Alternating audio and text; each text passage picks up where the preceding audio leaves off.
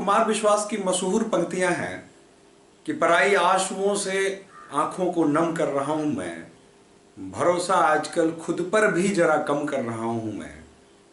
बड़ी मुश्किल से जागी थी जमाने की निगाहों में, उस उम्मीद का मरने का मातम कर रहा हूं मैं। मित्रों, बहुत दुख के साथ कहना पड़ रहा है कि ये जो आंदोलन असफल हुआ है ना, एक आंदोलन नहीं मरा है। लाखों विद्यार्थियों के सपने मरे हैं। जी हाँ, लाखों विद्यार्थियों के आंखों में जो उम्मीदें जगी थी वो उम्मीदें मरी हैं। लेकिन इससे घाटा किसका हुआ? मित्रों, इससे घाटा किसका हुआ विचार करिएगा।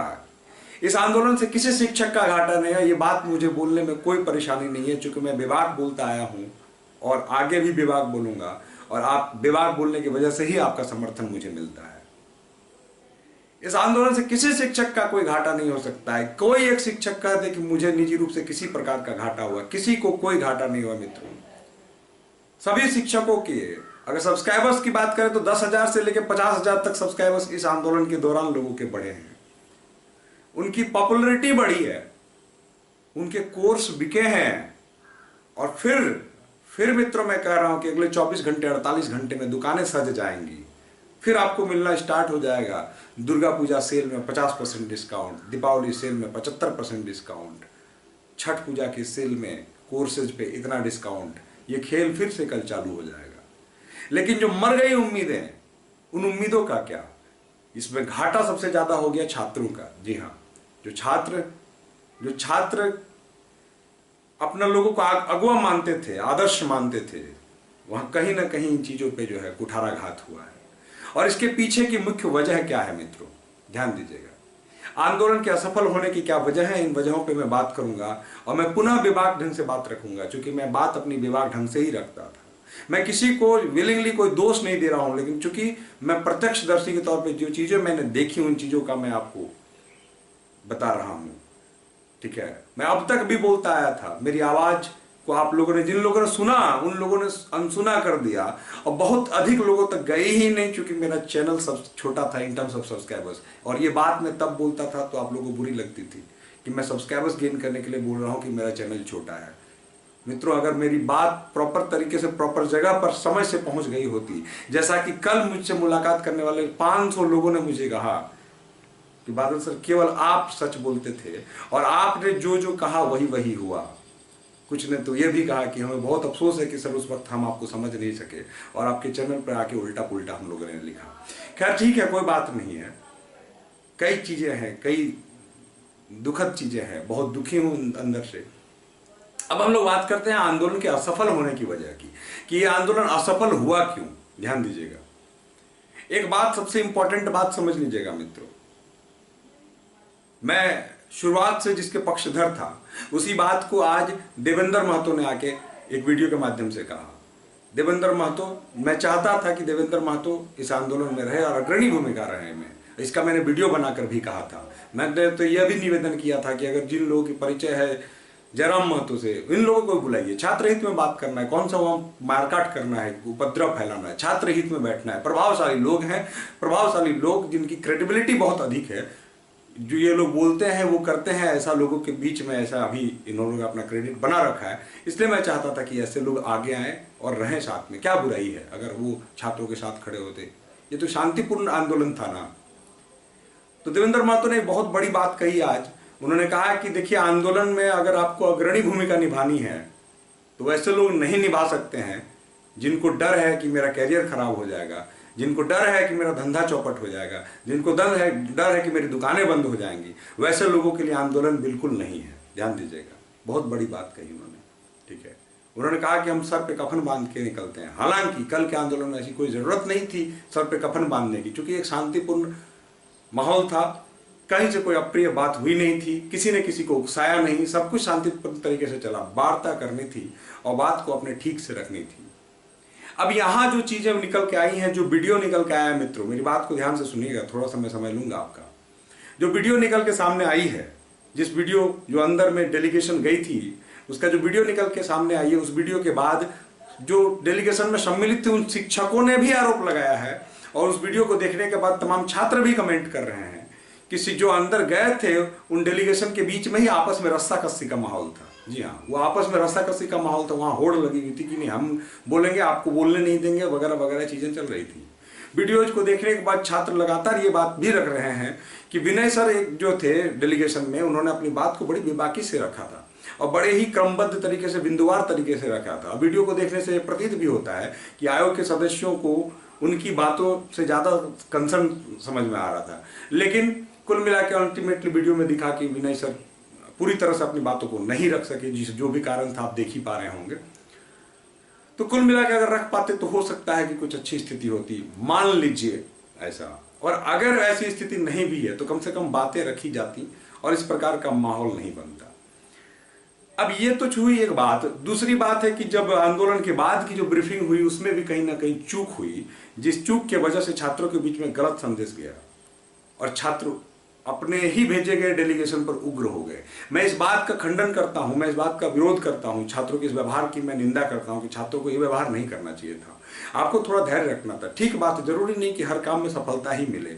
अगर आपके लिए कोई व्यक्ति निकलता है और अगर उसे सफलता हाथ लगती है तो इसका मतलब नहीं है कि उस पर आप पानी की बोतलें फेंकना शुरू करें, उस पर आप गाली गलौज करना शुरू करें, धक्का मुक्की शुरू कर दें।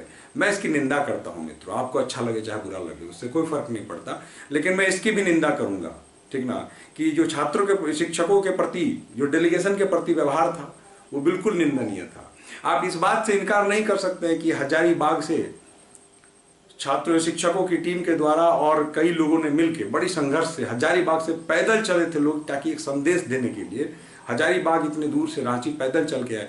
ऐसे लोगों के जो ऊर्जा थी उसको प्रणम्य है, उनको स्वागत करना चाहिए, उसका सम्मान करना चाहिए मित्रों, ध्यान दीजिएगा। मैं जुनून के, हजारीबाग वालों के जुनून को मैं स्वागत करता हूं। मुझे लगता है कि यह एक ऐतिहासिक है, आंदोलन सफल हुआ चाहे ना हुआ, लेकिन उनका यह संघर्ष स्वर्ण अक्षरों में लिखा जाएगा, इसमें कोई गुंजाइश नहीं है, ध्यान दीजिएगा।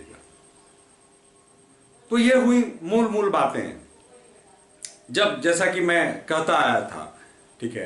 अब बात यह है कि क्या आंदोलन आगे सफल हो पाएगा या फिर क्या ये चीजें सफल हो पाएंगी। देखिए, दो बातें मैं महत्वपूर्ण बात रखना चाहता हूं। पहली बात, मैं इस बात का पक्षधर नहीं था, ध्यान दीजिएगा। मैं दो बातें हमेशा कहता आया हूं।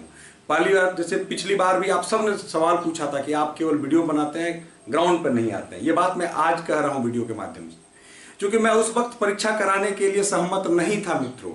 मैं नहीं था परीक्षा कराने के पक्ष में कि परीक्षा हो, क्योंकि मुझे नहीं लग रहा था कि जब तक चीजें स्पष्ट नहीं होती, जिसका मैं आवाज उठाता आ रहा था, चीजें जब तक साफ ना होती तब तक परीक्षा कराए जाने के लिए आंदोलन नहीं कराया जाना था। तब तक आंदोलन उस बात की होनी चाहिए थी कि जांच पूरी हो, कम समय में हो, तय समय में हो, और तमाम चीजें ठीक से हों। जो दोषी लोग थे उन पर कार्रवाई होती और उसके बाद परीक्षा होती तो शायद साफ सुथरी होती, और जो इतने आवाज उठ रही वो नहीं उठती।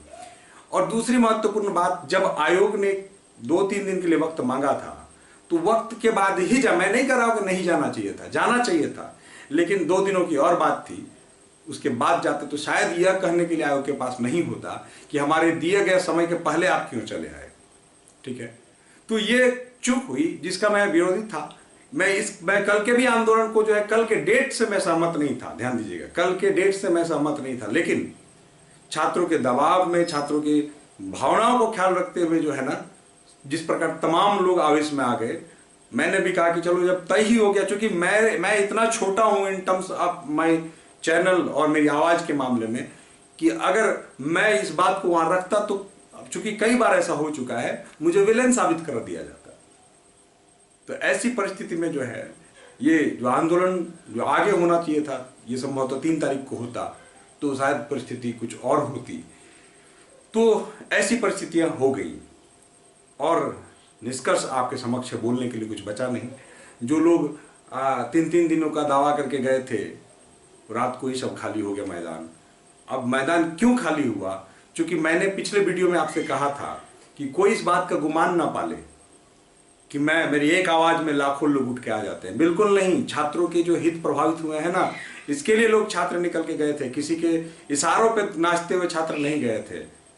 जिन लोगों को ये गुमान था, मैंने प्रीवियस वीडियो में भी कहा था कि अगर किसी को गुमान है कि मेरे इतने फॉलोअर्स हैं, तो आप कल ही 500 बुला के देख लो किसी जगह पर, तब समझ में आएगा कि क्या स्थिति है। अब मित्रों, इस बात पर यह निष्कर्ष निकालना है कि अब आगे क्या होगा। क्या परीक्षा रद्द होगी कि परीक्षा रद्द नहीं होगी? ये इंपॉर्टेंट बात है। दो चीजें मैं स्पष्ट रूप से कहना चाहता हूं।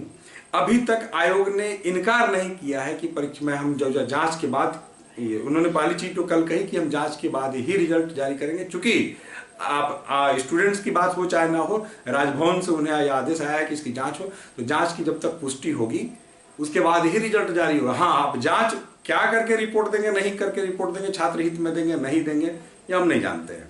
लेकिन उन्होंने जो फिलहाल ये बात कही, और दूसरी जो बात ये समझने वाली बात है मित्रों, कि जो इसका मैं हमेशा समर्थक था और मैंने कहा था, हमारे कहने पर ही कई लोगों ने समर्थन भी किया।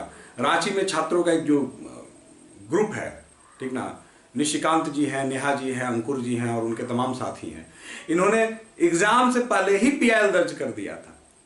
अब मैं लगातार कहता था कि इनका साथ दीजिए, इनके साथ दीजिए। तब मेरी आवाज, फिर मैं कह रहा हूं कि मेरी आवाज छोटी थी इसलिए मेरी आवाज उठी नहीं, और अब तक अभी वो लोग तमाम संसाधनों की कमी से जूझ रहे हैं। हालांकि पीआईएल दर्ज एग्जाम से पहले ही हो चुका है। ये बहुत बड़ी बात है, हाईकोर्ट में एक बहुत बड़ा मुद्दा है, बहुत बड़ा पॉइंट है। और याद रखिएगा, कोर्ट का रास्ता आपके लिए खुला हुआ है, ठीक है। अभी इसके बाद तमाम प्रकार के कोई धरना प्रदर्शन, तो कोई किसी प्रकार के आंदोलन की, जो परीक्षा के लिए अगर शांतिपूर्ण तरीके से, वैध तरीके से अगर किसी भी प्रकार का आप कुछ करते हैं, प्रदर्शन करते हैं, आप अनशन करते हैं, आंदोलन करते हैं, तो मैं उसका समर्थक हूं।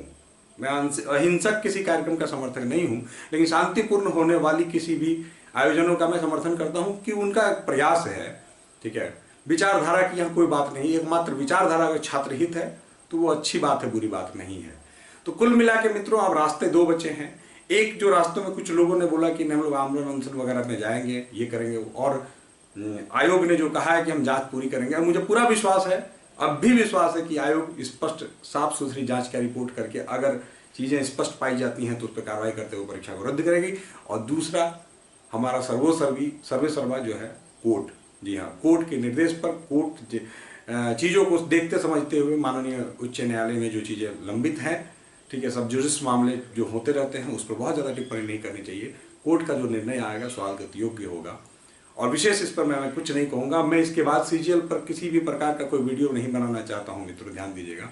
क्योंकि मैं भी एक शिक्षक हूं, मैं ऑफलाइन पढ़ाता हूं, मैं अपने मित्रों, अपने विद्यार्थियों के बीच में रहूंगा, विद्यार्थियों के समय देता रहूंगा, आपके साथ भी मैं खड़ा हूं, लेकिन सच के साथ और बेबाकी के साथ। मैं अनर्गल प्रलाप करने के पक्ष में नहीं हूं, और ना किसी प्रकार की भूमिका, ना माहौल तैयार करने के पक्ष में हूं। मुझे लगता है जो गलत है सो गलत है, उस गलत को गलत बोलना ही पड़ेगा, चाहे आयोग करे, चाहे छात्र नेता करे, चाहे आपके शिक्षकगण करें, चाहे आप स्वयं विद्यार्थी करें। गलत तो गलत है, जो गलत है उसको गलत करना पड़ेगा, और गलत को गलत मानना भी पड़ेगा। मैं विद्यार्थियों से भी निवेदन करना चाहता हूं कि कृपया आगे से अपने आचरण पर भी काबू रखें, ठीक है। ये असंयमित आचरण बिल्कुल ठीक नहीं है। जो शिक्षक आपके लिए निकले हैं वो आपके दुश्मन नहीं हैं, उन्होंने संघर्ष किया है, संघर्ष कर रहे हैं, उनके साथ इस तरह का अपमानजनक व्यवहार कहीं से शोभनीय नहीं है। मैं इसका खंडन करता हूं। आशा करता हूं कि आप मेरी बातों से सहमत होंगे। अगर सहमत होंगे तो वीडियो को चैनल को सब्सक्राइब कर दीजिए, और वीडियो को अधिक से अधिक लोगों तक शेयर कर दीजिए। जय हिंद, धन्यवाद।